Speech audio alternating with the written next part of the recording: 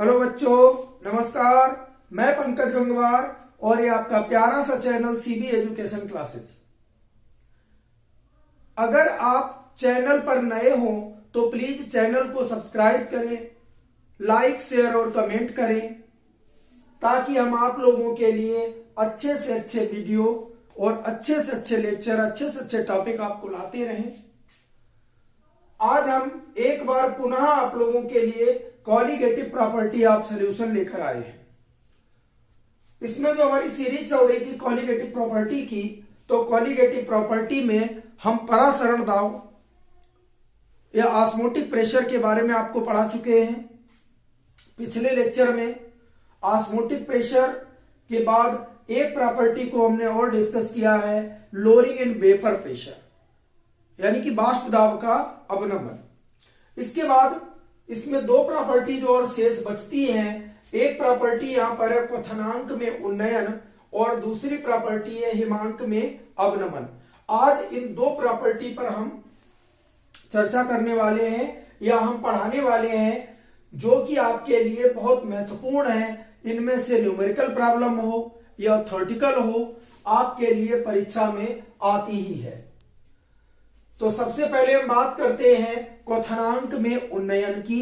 तो क्वथनांक में उन्नयन से पहले हमें ये जान लेना जरूरी होता है कि क्वथनांक क्या है। वैसे साधारण भाषा की अगर हम बात करें तो किसी द्रव का क्वथनांक वह ताप है जिस पर द्रव उबलने लगता है। ये तो हमारी एक सीधी सी भाषा हो गई कि जिस ताप पर द्रव उबल जाए या उबलने लगे उसी को हम उसका क्वथनांक कह देते हैं। लेकिन अगर हम इसे परिभाषित करना चाहें तो परिभाषित करने के लिए हम ये कह सकते हैं कि किसी द्रव का क्वथनांक वह ताप है जिस पर द्रव का वाष्प दाब वायुमंडलीय दाब के बराबर हो जाता है। यानी वह ताप जिस पर किसी द्रव का वाष्प दाब उसके वायुमंडलीय दाब के बराबर हो जाता है, यानी जो वहां पर एटमॉस्फेयर प्रेशर है उसके बराबर हो जाता है। तो जब बराबर होने की कंडीशन आती है तो द्रव उबलने लगता है और इसी ताप को हम क्वथनांक कह सकते हैं। यहां पर बात आती है क्वथनांक में उन्नयन की। तो उन्नयन का मतलब होता है वृद्धि या उछाल हो जाना। जब किसी शुद्ध विलायक में कोई अवाष्पशील विद्युत अनपघट्य पदार्थ घोला जाता है तो पदार्थ के क्वथनांक में जो वृद्धि होती है उसे हम क्वथनांक का उन्नयन या क्वथनांक में उन्नयन कहते हैं।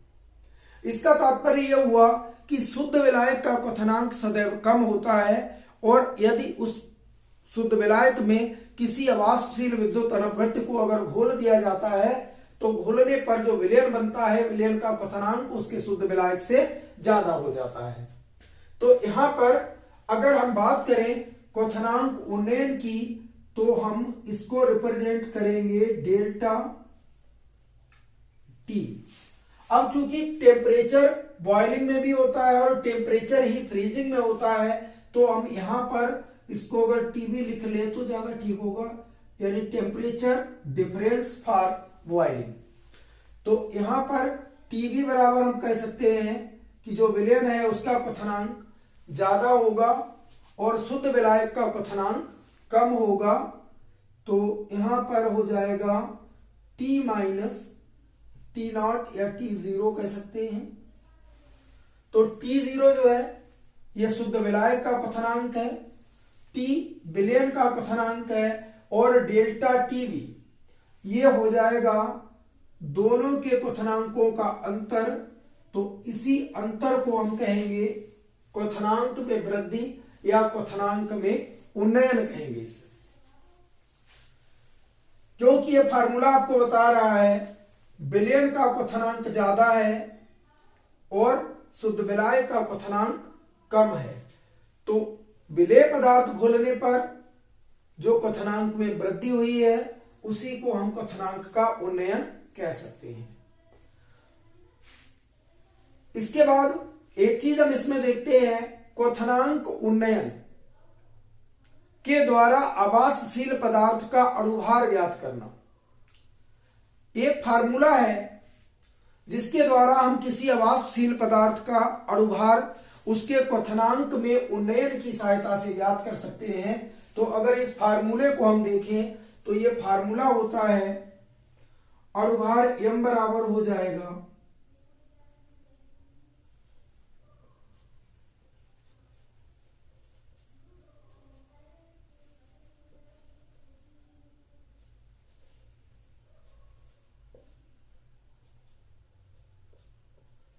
अवाष्पशील पदार्थ का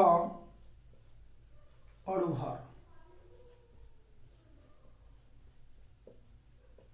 तो अगर इस अणुभार के फार्मूले को हम लिखें तो अणुभार m बराबर हो जाएगा 1000 into KB into small w upon delta T। यहां बी लगा सकते हैं, नहीं लगाएं तब भी कोई बात नहीं है, delta TB into capital W।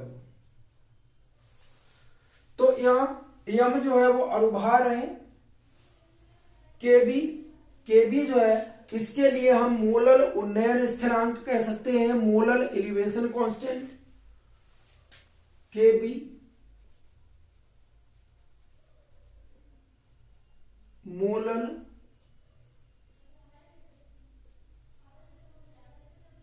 उन्नयन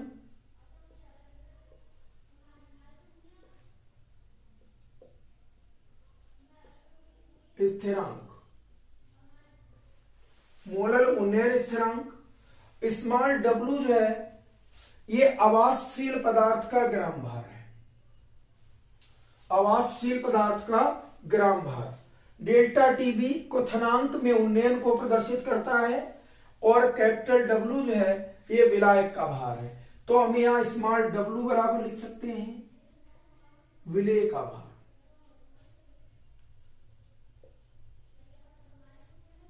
विलेय का भार और कैपिटल W यहां पर हम लिख सकते हैं विलायक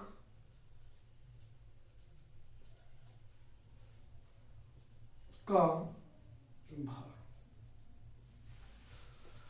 इसके बाद हम बात करते हैं कि हम केबी की डेफिनेशन कैसे करेंगे। केबी की परिभाषा, मोलल उन्नयन स्थिरांक क्या है।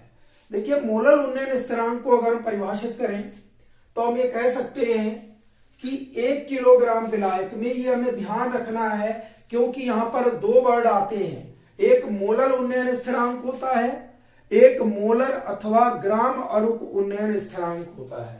तो पहले हम बात करेंगे मोलल उन्नयन स्थिरांक की। तो मोलल उन्नयन स्थिरांक में होता है कि 1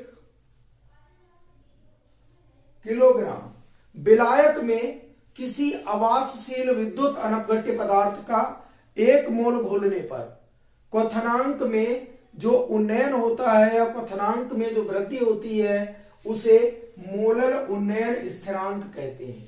1 किलोग्राम विलायक में अवाष्पशील विद्युत अनपघट्य का 1 मोल घोलने पर क्वथनांक में जो वृद्धि होती है उसे हम मोलल उन्नयन स्थिरांक कहेंगे। लेकिन अगर बात आ जाए ग्राम अणुक उन्नयन स्थिरांक की या मोलर उन्नयन स्थिरांक की तो पूरी परिभाषा में केवल एक वर्ड यहां चेंज करना होता है। 1 किलोग्राम शब्द यूज करते हैं हम मोलर के लिए, मोलर, और अगर ग्राम अणुक या मोलर हो तो यहां पर हम लिखते हैं 100 ग्राम विलायक में। केवल ये परिभाषा में इतना अंतर है।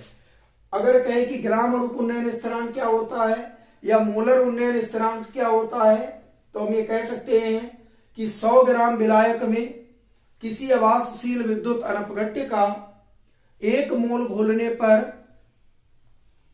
विलयन के क्वथनांक में जो उन्नयन होता है या जो वृद्धि होती है उसे हम ग्राम अणुक उन्नयन स्थिरांक कहते हैं।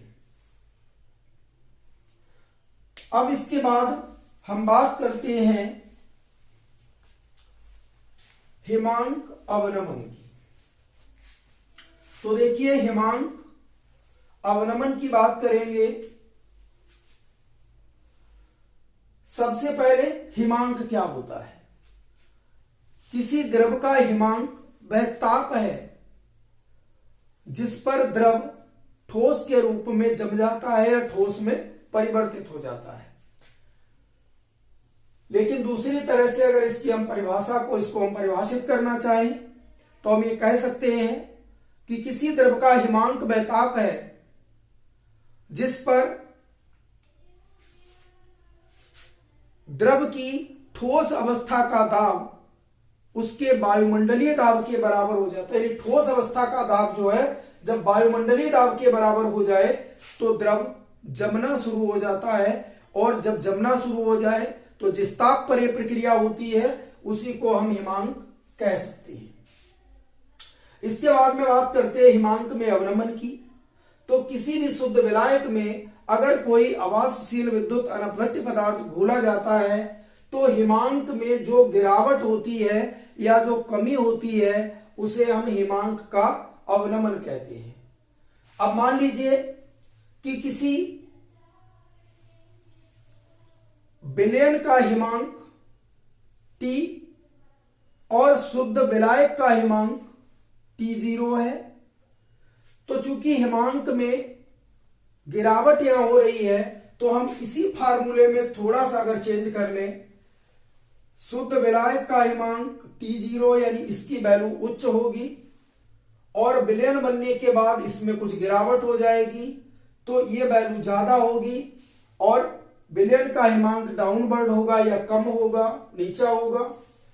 तो अगर हम T0 में से T को घटा दें तो हमारे पास हिमांक अवनमन यानी डेल्टा T निकल आएगा, जिसको हम डेल्टा TF भी कह सकते हैं। TF फार हो जाएगा फ्रीजिंग हिमांक के लिए। तो हिमांक का अवनमन हम रिप्रेजेंट कर सकते हैं delta TF equal to T0 minus T, शुद्ध विलायक का हिमांक माइनस विलयन का हिमांक। अब इसमें भी बात करते हैं कि अवाष्पशील पदार्थ का अणुभार। हिमांक में अवनमन की सहायता से अवाष्पशील अणुभार पदार्थ का अणुभार कैसे ज्ञात करेंगे? तो इसमें भी सेम फार्मूला होता है, केवल एक जगह पर हमें चेंजिंग करनी होती है, और वो कहां पर? हम यहां KB की जगह KF कर लेते हैं और TB की जगह भी TF कर सकते हैं। जब ये KB था तो इसका नाम था मोलल उन्नयन स्थिरांक। अब इसे हम कह सकते हैं मोलल अवनमन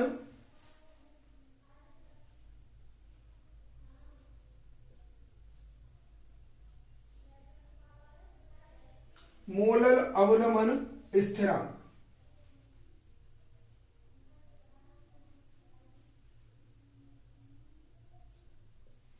मोलल अवनमन स्थिरांक। तो मोलल अवनमन स्थिरांक की परिभाषा को एक बार पुनः देख लेते हैं। इसे हम परिभाषित करेंगे 1 किलोग्राम विलायक में किसी अवाष्पशील विद्युत अनपघट्य पदार्थ का 1 मोल घोलने पर हिमांक में जो गिरावट होती है या जो अवनमन होता है उसे हम मोलल अवनमन स्थिरांक कहते हैं। इसके बाद यहां पर भी वो टर्म यूज होता है कि अगर मोलल उन्नयन स्थिरांक के स्थान पर हम ग्राम अणुक उन्नयन स्थिरांक या मोलर उन्नयन स्थिरांक की बात करें तो हम केवल 1 किलोग्राम के स्थान पर 100 ग्राम शब्द का प्रयोग करेंगे, बाकी पूरी परिभाषा में कोई अंतर नहीं होगा। यदि हम परिभाषित करें कि ग्राम अणुक अवनमन स्थिरांक क्या होता है तो हम यह कह सकते हैं कि 100 ग्राम विलायक में किसी अवाष्पशील विद्युत अनपघट्य पदार्थ का 1 मोल घोलने पर हिमांक में जो अवनमन होता है उसे हम ग्राम अणुक अवनमन स्थिरांक कहते हैं। लेकिन बाकी यह लिखने में कोई भी परिवर्तन नहीं होता है। तो KF मोलर उन्नयन स्थिरांक या हम इसको ग्राम अणुक उन्नयन स्थिरांक भी कह सकते हैं। तो इस प्रकार हमने इन दोनों प्रॉपर्टी का भी एक सामान्य अध्ययन किया है। लेकिन इसके बाद इस पाठ से हमने कई एग्जाम में देखा है कि एक सवाल हमेशा आता रहता है, अपने बहुत सारे फीचर्स बदल करके आता है।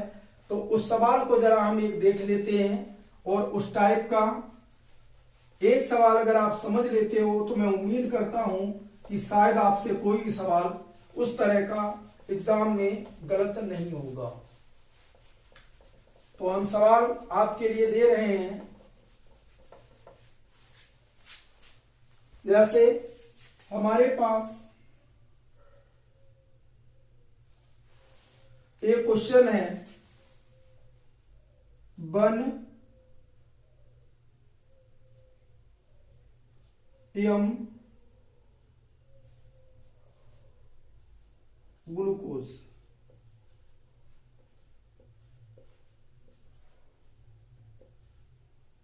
वन एम ग्लूकोज सोल्यूशन है।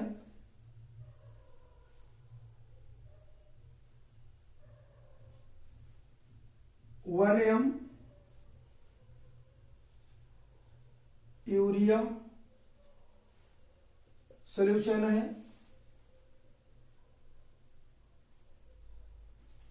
वन एम NaCl सोल्यूशन है।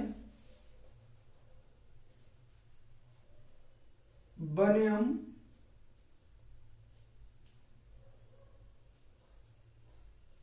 Na2SO4 सोल्यूशन है।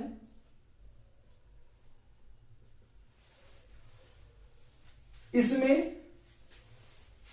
4 तरह के क्वेश्चन बन सकते हैं क्योंकि 4 कोलिगेटिव प्रॉपर्टी हमारे पास है।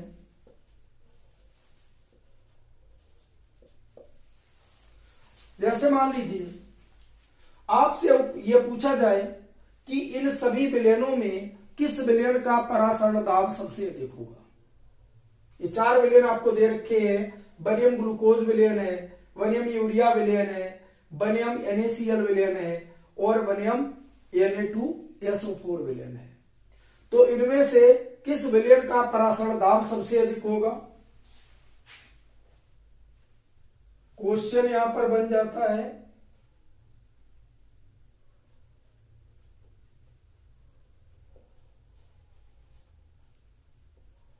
हाईएस्ट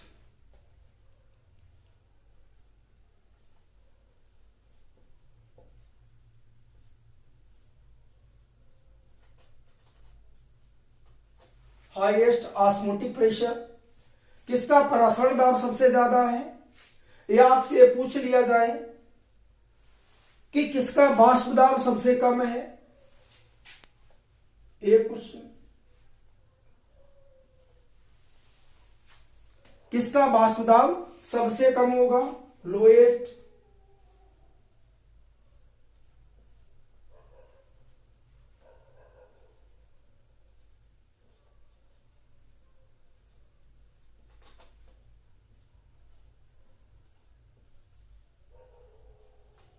लोएस्ट वेपर प्रेशर, किसका वाष्प दाब सबसे कम होगा।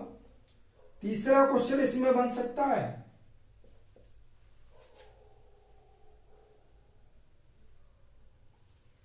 हाईएस्ट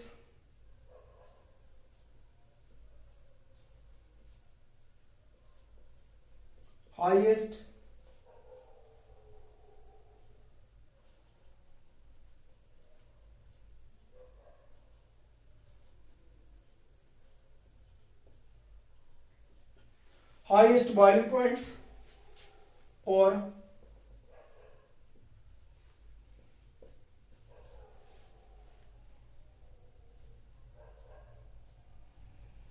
लोएस्ट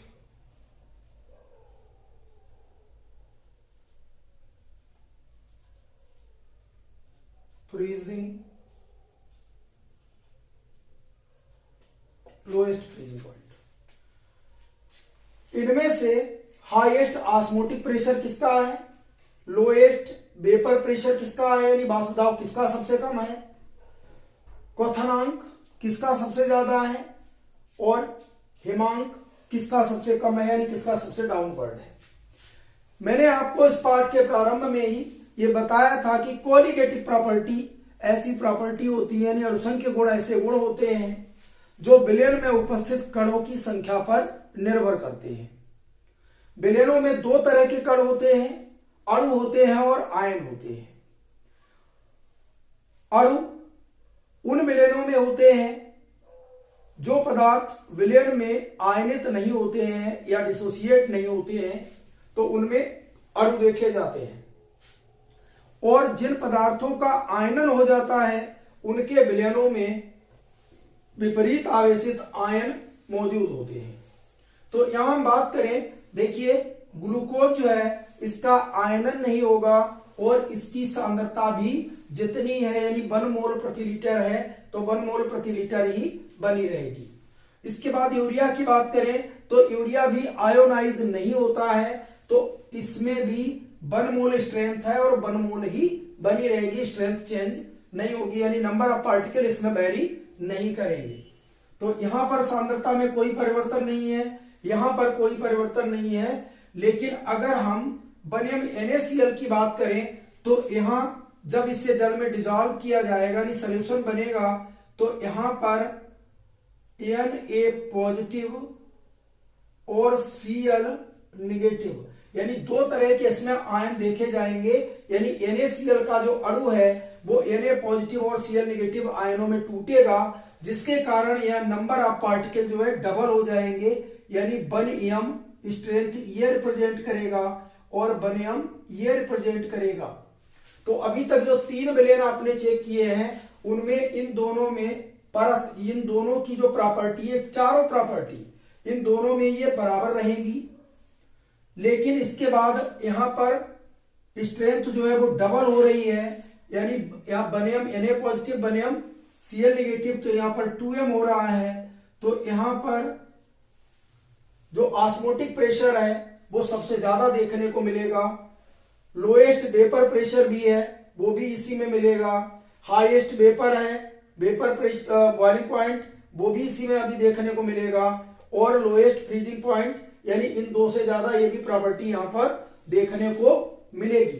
लेकिन इसके बाद जो हमारे पास चौथा सोल्यूशन है वो है Na2SO4 का, और ये भी डिसोसिएट होगा आयनों में। तो यहां पर आयन बनेंगे 2Na पॉजिटिव और प्लस SO4 डबल माइनस। अब अगर यहां हम देखें तो इसमें स्ट्रेंथ हो जाएगी 2m तो हो जाएगी यहां पर और 1m हो जाएगी यहां पर, यानी इसमें कुल मिलाकर के जो मोलारिटी है यानी जो आयनिक कंसंट्रेशन है वो मूल विलयन का कितना हो जाएगा 3 गुना। तो यहां पर ये सारी प्रॉपर्टी हमें ज्यादा यानी हाईएस्ट या लोएस्ट जो भी प्रॉपर्टी है वो हमें इसमें ज्यादा देखने को मिलेगी।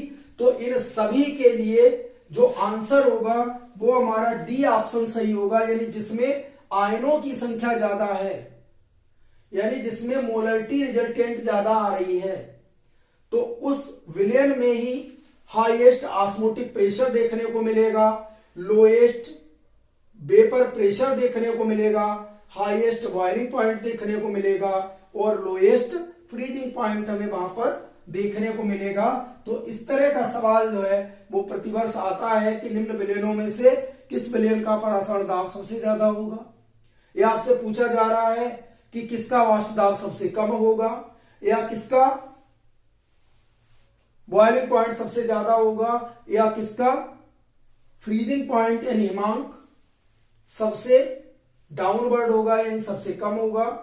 तो ये चीजें हमें केवल काउंट करनी है किस आधार पर कि आयनन होता है या नहीं होता है, और समान सांद्रता होने पर किसमें मोलारिटी ज्यादा, जो रिजल्टेंट मोलारिटी है आयनों की वो किसमें ज्यादा प्रदर्शित हो रही है। तो इस आधार पर हमें देखना है, जिसमें नंबर ऑफ पार्टिकल ज्यादा होंगे उसमें ये सारे फीचर्स आपको देखने को मिलेंगे। तो इसके साथ ही हमारा विलयन पार्ट, कॉलिगेटिव प्रॉपर्टी और ये पूरा टॉपिक मैंने आपको पढ़ाया है। आप लोग पूरे टॉपिक को पढ़ें, सारे वीडियोस देखें। मैं उम्मीद करता हूं कि ये सभी पूरा लेसन आपका क्लियर होगा। और यदि कोई समस्या आती है तो आप कमेंट बॉक्स में हमसे पूछ सकते हैं, मैं आपको निश्चित रूप से बताऊंगा। धन्यवाद।